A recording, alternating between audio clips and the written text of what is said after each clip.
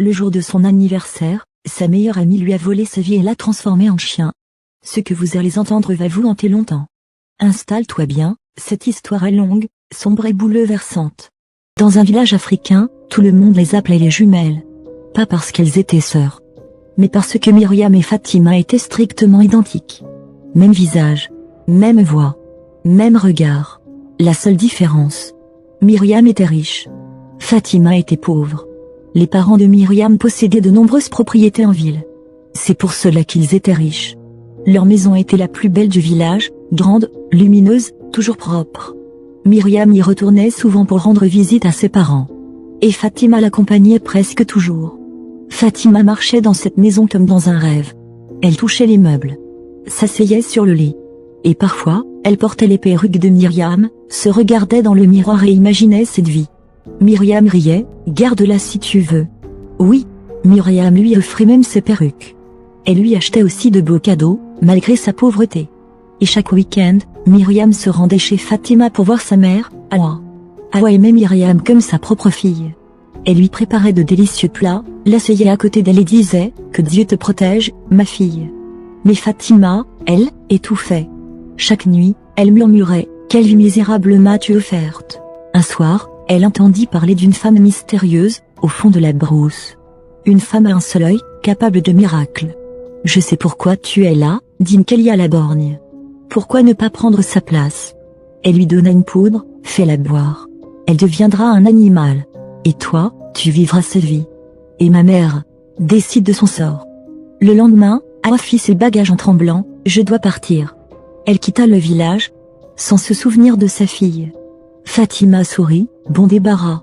Puis vint l'anniversaire de Myriam. Fatima pleurait, ma mère m'a abandonnée. Myriam la consola. Comme toujours. Le soir, Fatima servit les boissons. Dans la chambre, elle offrit un cadeau magnifique. Malgré ta situation, tu es une amie extraordinaire, dit Myriam en la serrant fort. Vois, tu es trop émotive. Myriam but. Son corps se tordit. Un souffle. Puis le silence. Là où se tenait Myriam, se trouvait un magnifique chien, au pelage brillant, aux yeux humains, tremblants. Fatima sourit. Elle venait de voler une vie. Et pendant que le chien pleurait en silence, le village continuait d'appeler Fatima par un autre nom.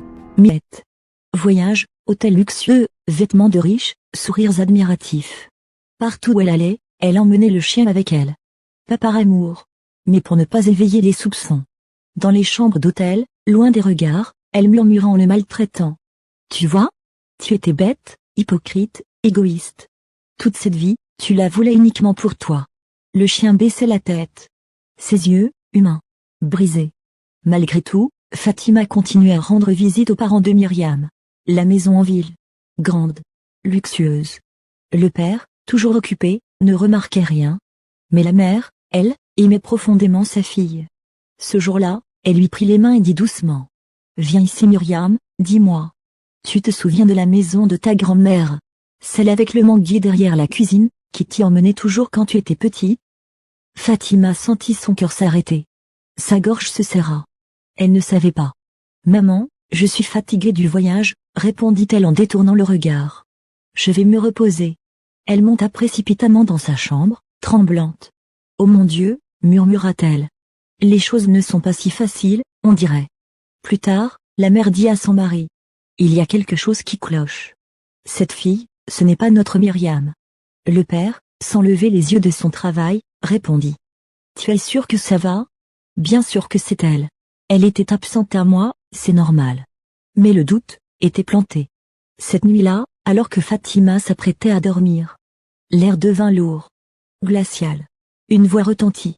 Tu m'as déjà oublié? Fatima sursauta. La vieille femme apparut. Un seul œil. Un sourire terrifiant. Haine, non Nkelia, balbutia-t-elle. Je ne t'ai pas oublié. Alors il est temps de me payer. Fatima, paniquée. D'accord, dis-moi combien d'argent. La vieille éclata de rire. Un rire qui glaça le sang. Qui t'a parlé d'argent? Je veux un sacrifice. Elle s'approcha lentement. Tu vas éliminer une femme. De tes propres mains. Et tu me le frieras. Fatima trembla. Tu n'as pas le choix. Tu as 2 jours. Sinon, les conséquences seront désastreuses. Puis Nkelia disparut. Myriam resta là. tremblante, en larmes. Comment vais-je tuer quelqu'un? Le chien la regardait, silencieux. Ce matin-là, Fatima se réveillait épuisée. Ses yeux brûlaient. Toute la nuit, une seule pensée la hantait. Comment faire disparaître quelqu'un, alors qu'elle ne l'a jamais fait? Vous avez été nombreux à demander la suite. N'oubliez pas de vous abonner à la chaîne. Elle se redressa brusquement. Une idée traversa son esprit. Il y a les employés dans la maison.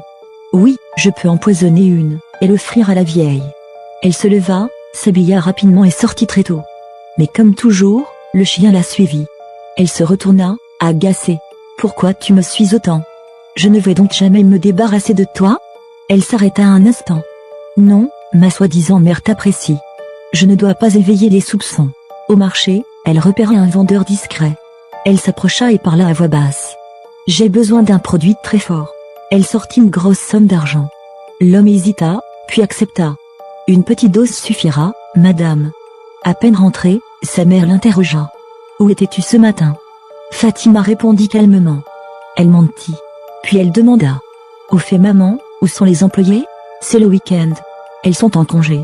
Elles reviendront lundi. Fatima se figea. Dans sa tête, la panique monta. Lundi, ce sera trop tard. La mère la fixa longuement. Dis-moi, tu avais une amie qui te ressemblait beaucoup. Tu la menais parfois ici. Où est-elle? Fatima fondit en larmes. Sa mère l'a abandonnée.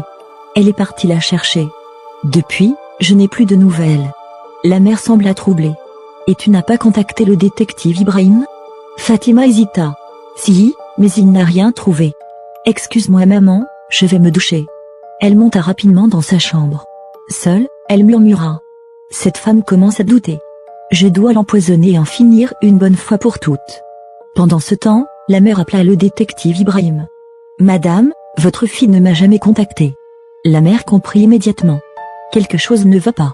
Le chien regarda la mère avec tristesse. Comme s'il voulait l'avertir. Cette nuit-là, Fatima n'a presque pas dormi. C'était le dernier jour. Sa dernière chance. À l'aube, elle se lève, le cœur serré. Elle réfléchit encore et encore. Comment mettre le poison sans éveiller les soupçons? Elle souffle profondément et dit à sa mère qu'aujourd'hui elle va lui préparer une nourriture succulente. La mère sourit, mais son cœur se serre. Sa fille ne savait même pas cuisiner. Elle ne dit rien. Elle observe. Fatima cuisine, les mains tremblantes. Puis discrètement, elle verse le poison dans un verre de jus. Dans sa tête, c'est aujourd'hui ou jamais. Le père arrive et s'étonne de l'avoir cuisiné depuis ses voyages. Fatima lui répond que c'est pendant ses absences. Il s'assoit. Fatima tend le verre à la mère. Au moment où elle approche ses lèvres, le chien bondit et renverse le jus. Fatima crie, terrifiée. La mère lui demande de laisser le chien, calmement. Peut-être voulait-il juste jouer. Mais cette fois, le doute devient certitude. Discrètement, la mère récupère le reste du jus. Et le fait analyser par un médecin. Le verdict tombe. Poison. Le soir même, elle rentre, furieuse.